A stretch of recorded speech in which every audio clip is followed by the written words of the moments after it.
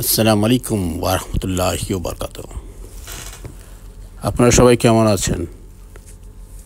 জানি আপনারা সবাই ভালো আছেন এবং ভালো থাকবেন এই দোয়াই করি। আমিও আছি ভালো, আপনাদের দোয়া। শুভ দুপুর।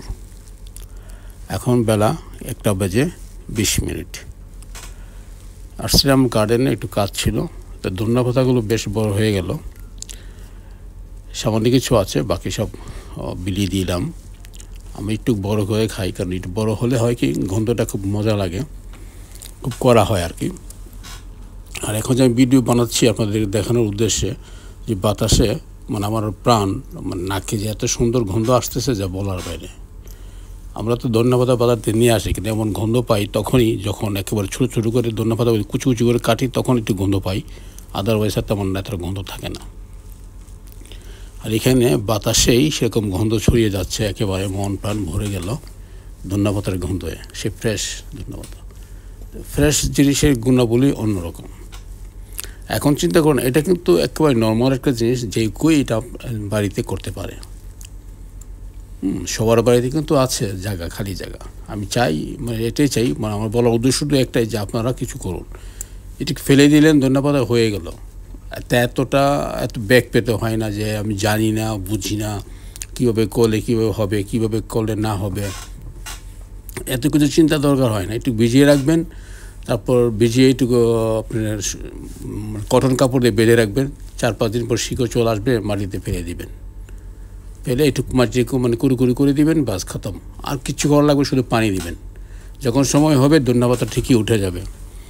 এত হার্ড বলতে, এত হার্ড কিছুই না, যা মনে করেন যে করতে গেলে অনেক কষ্ট। অ্যাকচুয়ালি তেমন কিছুই না, করাটা একেবারে ইজি। অন্তত এই কাজটা কিন্তু করতে পারেন, অন্য কিছু করেন না করেন, শুধু ধনিয়া পাতাও ফেলাতে পারেন। তারপর লাল শাক আছে, ডাঁটা আছে, এগুলো করতে পারেন। শুধু ফেলে দিবেন, ফেলে দিয়ে মাটিগুলো একটু মুড়িয়ে দিবেন, বাস শেষ। আর সপ্তাহে 2 দিন 3 দিন পানি দিলেন, দ্যাটস ইট। তার বেশি এতটা ব্যাক পেতে হয় না। আহামরি তেমন কিছুই না। ইচ্ছে থাকলে আপনারা ইচ্ছে থাকলেই করতে পারেন আর কি।